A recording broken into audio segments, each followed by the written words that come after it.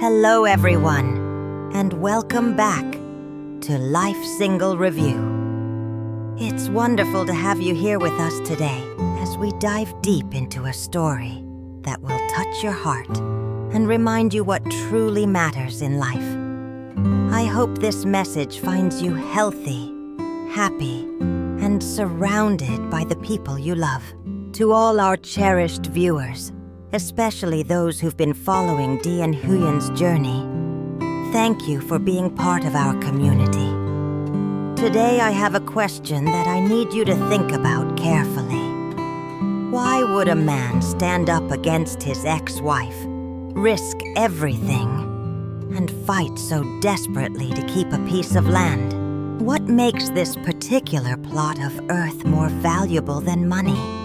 More precious than peace of mind?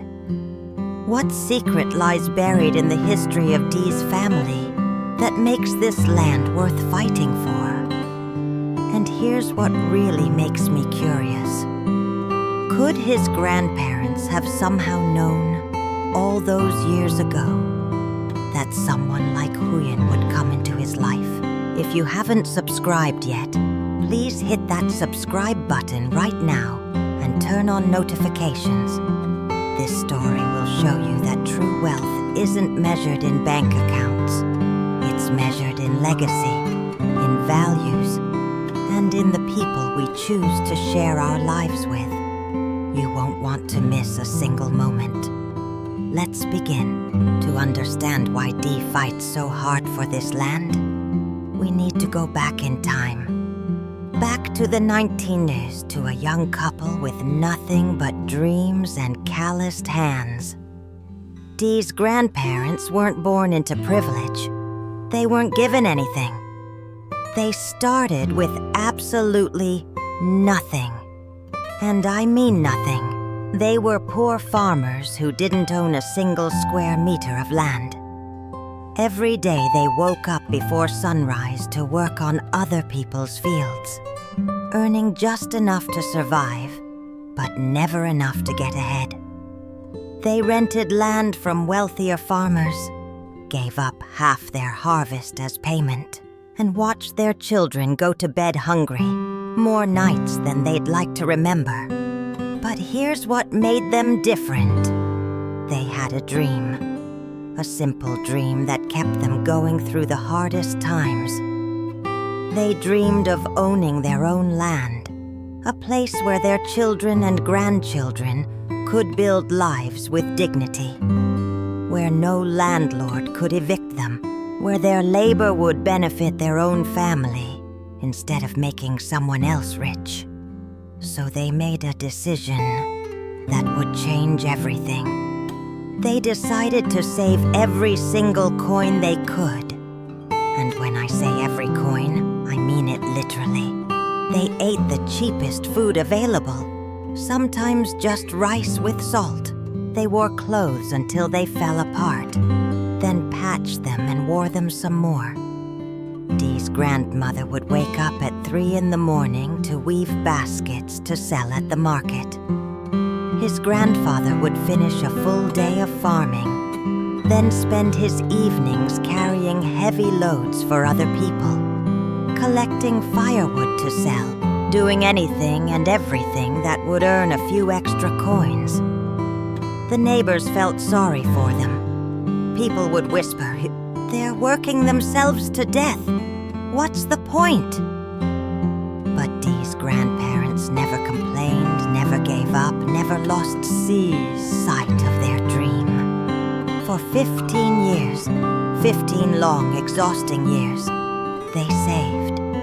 Can you imagine? 15 years of sacrifice, of going without, of pushing through pain and exhaustion, all for a dream that must have seemed impossible at times.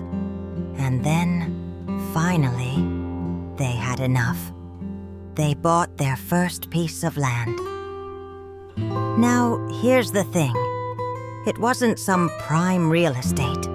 It wasn't in a good location. It was a small plot in a remote, undesirable area that nobody else wanted to buy. The land was terrible, full of rocks and stones, hard clay soil that seemed impossible to farm. Other farmers looked at it and said, "You wasted your money. Nothing will grow there." But Dee's grandparents saw potential where others saw only problems.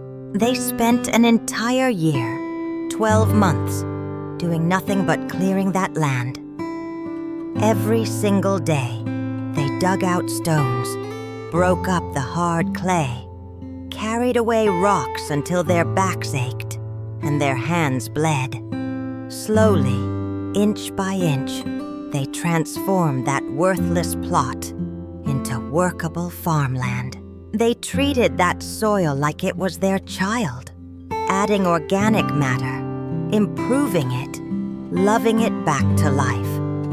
And you know what happened? The land responded. Crops started to grow. The harvests came in.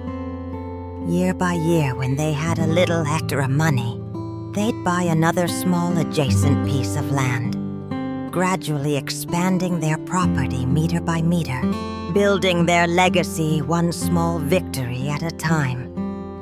The neighbors who had pitied them now looked at them with respect. Here was a couple who had taken nothing and turned it into something through sheer determination and unbreakable will. But their biggest test was still to come, and it would almost destroy everything they'd built. Dee's grandmother became seriously ill, and the medical bills were crushing. With no health insurance and no savings left, they had no choice but to borrow money from a loan shark at terrible interest rates. The debt grew and grew, and soon the creditor came knocking, demanding payment. "Give me the land," he said, "or I'll take you to court," and take it anyway. This was the moment that defined them. Dee's grandfather could have given up. He could have handed over the land and walked away. Instead, he made a vow. He would work every hour that God gave him until that debt was paid. And he kept that vow. For 10 years, this man worked 18-hour days, 7 days a week. No holidays, no breaks, no celebrations even during Tet. His wife, recovered but heartbroken to see her husband destroying his health, would beg him to slow down. But he'd just smile and say, "This land is our blood and bones. Our grandchildren will live here. We cannot give up." Finally, after a decade of superhuman effort, they paid off every last cent of that debt. They kept their land, and Dee's grandfather, exhausted but triumphant, gathered his family and said words that would echo through the generations. "This land is the blood and sweat of your ancestors. You must protect it, cherish it, and never ever sell it, no matter how hard life gets." As Dee's grandparents grew old, they knew their time was running short. They could feel it in their aging bodies, in the way their strength was fading. They called De home. He was only 20 years old at the time, barely a man, but he was the one they trusted with their legacy. What happened in those final conversations would shape the rest of Dee's life in ways he couldn't imagine at the time. They sat him down and told him the entire history of the land, every detail, every sacrifice, every drop of sweat and tear that had gone into it. But this wasn't just a history lesson. They were preparing him, warning him, trying to give him the wisdom he'd need for the challenges ahead. "Listen carefully," his grandfather said, his voice weak but urgent. "This land isn't just property. It's not just an asset you can put a price on. This is our family's soul. This is proof that honest work and determination can can overcome any obstacle. You must never sell it, no matter what happens, no matter how difficult life becomes." Then his grandmother added something that seemed strange at the time. "When you marry," she said, "choose carefully. Don't be fooled by a pretty face or sweet words. Find a woman who understands the value of hard work, who isn't greedy for material things, who can stand beside you through hard times. The wrong woman will try to convince you to sell this land. The right woman will help you protect it and make it flourish." Before he passed away, Dee's grandfather did something that wouldn't be understood for many years. He wrote a letter by hand, his handwriting shaky but determined, sealed it in a wooden box along with the land deed, and told Dee, "Open this only when you face a great difficulty regarding this land, when you don't know what to do, when you're confused and lost. Read this letter. It will guide you." Dee, young and confident, nodded but didn't think much about it. He thought he understood everything his grandparents had told him. He thought he'd never need that letter because he'd never let anything threaten the land. How wrong he was. Years passed. Day grew into a hard-working young man, maintaining the land just as his grandparents had taught him. Then he met Tui. She was beautiful, articulate, sophisticated in ways that dazzled him. She seemed interested in him, seemed to care about him. And Dee, lonely and eager for companionship, fell hard. His friends tried to warn him. His neighbors whispered concerns. They could see what he couldn't. That Tui's eyes lit up when she talked about money and possessions, not when she talked about building a life together.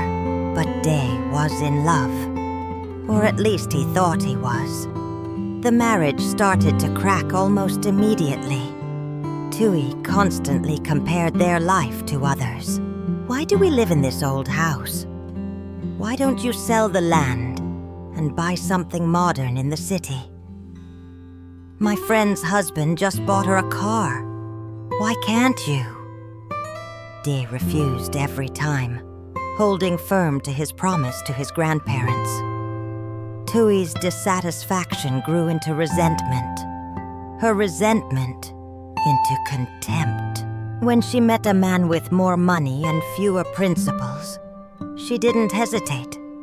She left Day without a word, disappearing one day as if their marriage had meant nothing. Day was devastated. He felt like a fool. He'd ignored all the warnings, chosen the wrong person, and paid the price.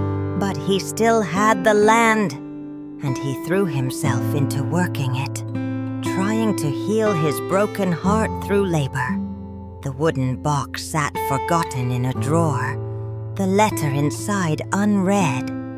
Then came the news about Tui's return, about the court case, about her demand for half of everything.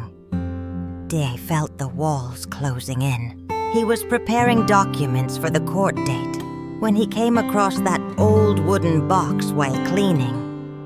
His hands trembled as he opened it. Inside, yellowed with age, was his grandfather's letter. With tears already forming in his eyes, Day began to read. "My dear grandson," the letter began.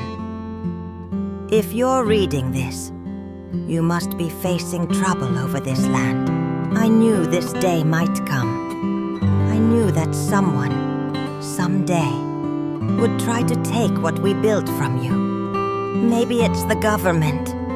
Maybe it's a business. Maybe it's someone you trusted who turned out to be unworthy of that trust.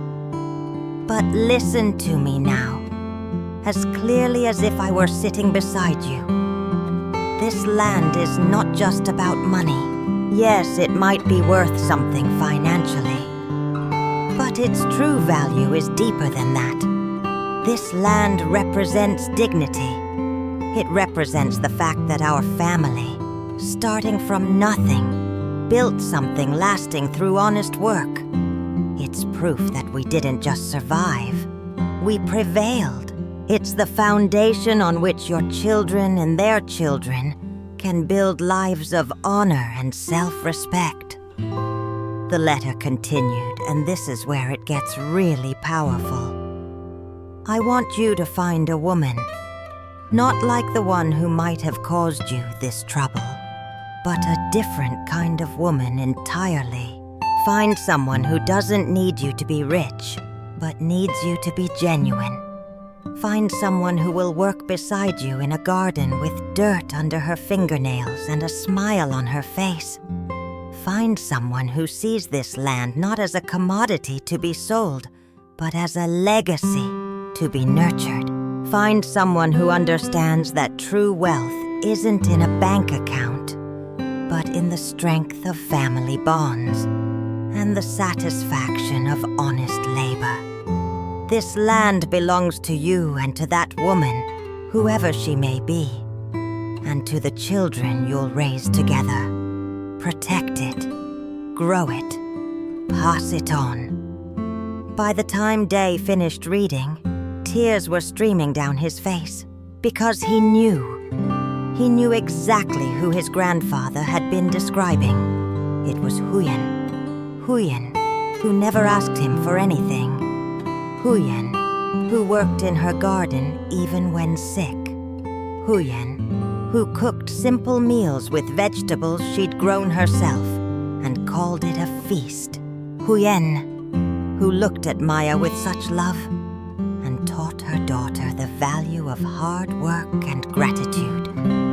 Huyen, who'd never once suggested he sell the land, but instead asked how she could help him make it more productive. His grandfather, dead for years, had somehow known, had somehow understood that the real battle wouldn't be against poverty. Dee had escaped that. The real battle would be choosing the right person to share life with, someone who understood what really mattered. And now, holding this letter, Dee felt a renewed strength. He wasn't just fighting for land.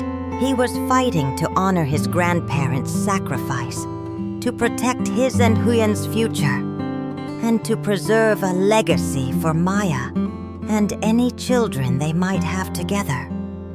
The most beautiful thing about this story isn't just what happened in the past. It's how that past lives on in the present. If you could see Dee's land now and compare it to old photographs from his grandparents' time, you'd notice something remarkable. The physical actions are almost identical, separated only by time. Where his grandfather once swung a hoe to break up hard soil, Dee now does the same, planting fruit trees for the future. Where his grandmother once carried water from the well to irrigate crops, Huyen now tends her vegetable garden with the same careful attention. Where his grandparents once sat under a tree to rest after a long day's work, Dee, Huyen, and Maya now gather in that same spot, sharing simple meals and quiet conversation. The land itself has changed, of course. What was once rocky and barren is now fertile and productive. The fruit trees deplanted are beginning to bear. The vegetable garden provides food for the family. Even little Bibi the dog, running and playing in the yard, represents something important. Life, joy, the sound of happiness on land that was born from struggle. And Maya, doing her homework under the shade of those fruit trees, represents the third generation, growing up on soil that her great-great-grandparents transformed from nothing into something precious. The spirit that drove Dee's grandparents, that determination, that refusal to give up, that deep understanding of what really matters, has been passed down like a torch through the generations. It's not something you can buy or inherit automatically. It has to be taught, demonstrated, lived every single day. And that's exactly what's happening on this land. One evening, after a long day of work, Day sat down with Huyen and decided to share everything. He showed her the letter from his grandfather, explained the full history of the land, told her about the 15 years of saving, the years of debt, the 10 years of 18-hour days. As Huyen read the letter, tears rolled down her cheeks. When she finished, she looked at Day with such emotion in her eyes and said, "Now I understand. I understand why you're willing to fight so hard for this land. It's not about the money from compensation. It's about honoring the people who sacrificed everything to give you this foundation." She took his hand and made a promise. "I will stand beside you. We will protect this land together. We will make it flourish even more than your grandparents did. And we will teach Maya to understand its value, not as property, but as legacy." Maya, who had been listening quietly, spoke up with the wisdom of a child who'd been raised right. "I promise too," she said seriously. "I'll study hard and learn everything I can. And when I'm grown up, I'll take care of this land just like great-great-grandpa and great-great-grandma wanted." The three of them, Dee, Huyen, and Maya, visited the graves of Day's grandparents the next day. They cleaned the area, brought fresh flowers, and lit incense. Day knelt and spoke to his grandparents as if they could hear every word. "Grandfather, grandmother, I want you to know that I found her. I found the woman you described in your letter. She's everything you hoped for, and more. She doesn't love me because of what I have. She loves me despite what I don't have. She works beside me, believes in me, and understands what this land really means. We're going to protect it, grow it, and pass it on to Maya and her children someday. Your sacrifice wasn't in vain. Your legacy lives on. So what does this land really mean? Let me tell you what it represents, because this is important for all of us to understand. This land isn't just dirt and grass and trees. It's a physical manifestation of values that seem to be disappearing from our world. It represents the idea that hard work and persistence can overcome any obstacle. It represents the importance of thinking beyond yourself, of building something that will outlast you. It represents the difference between what you want right now and what your family will need for generations. It represents choosing the right partner in life, someone who shares your values, not someone who shares your bank account. Tui wanted the land because of what it could be converted into: cash, comfort, convenience. She saw a transaction. Huyen loves the land because of what it represents: family, history, honest labor, connection to something bigger than oneself. She sees a legacy. That's the difference between someone who deserves to share in something precious and someone who doesn't. Dee's grandparents somehow understood this distinction decades ago, and they tried to warn him, to guide him, to help him see clearly when the time came. And now as the sun rises each morning over this land that was born from such sacrifice. It illuminates not just trees and soil, but the continuation of a family's spirit. De maintains it, Huyen nurtures it, Maya grows up learning from it. And somewhere, if there's any justice in the universe, two elderly souls who worked themselves to the bone for this dream are looking down with satisfaction, knowing that their grandson finally understands what they were trying to teach him all along. This is more than just a story about property or a legal battle. This is a story about what we choose to value, what we're willing to fight for, and what we want to leave behind when we're gone. Dee's grandparents started with nothing, absolutely nothing. And through sheer determination, sacrifice, and an unwavering vision of the future, they built something that has now touched 3 generations and will continue touching generations to come. The real inheritance wasn't the land itself. It was the lesson embedded in every square meter of that soil. That honest work has dignity. That persistence can overcome any obstacle. That the right partner in life is someone who shares your values rather than your desire for comfort. And that true wealth is measured not in what you have, but in what you're willing to sacrifice for those who come after you. Tui saw only the monetary value.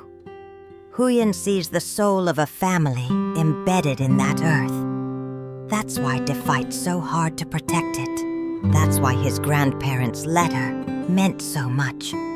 That's why this land is worth more than any amount of compensation money could ever represent. Now I want to ask you something personal. If you were in Dee's position, would you hold on to your family's legacy? Or would you take the money and start fresh? What values are you passing down to the next generation? Thank you so much for joining us on this emotional journey through time. If this story touched your heart, please hit that like button and share it with someone who needs to hear it.